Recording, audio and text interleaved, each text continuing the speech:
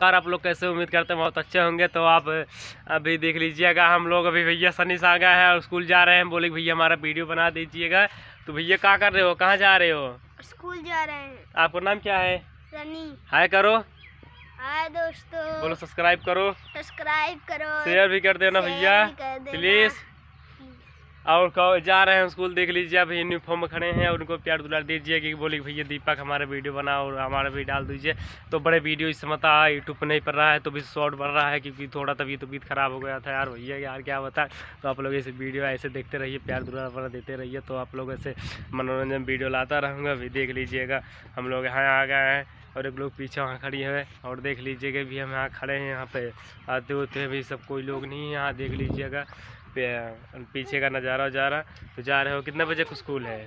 8 बजे क्या? चलो ठीक है, जाइए स्कूल। तो बोलो एक बार बाय, जा रहा हूँ स्कूल।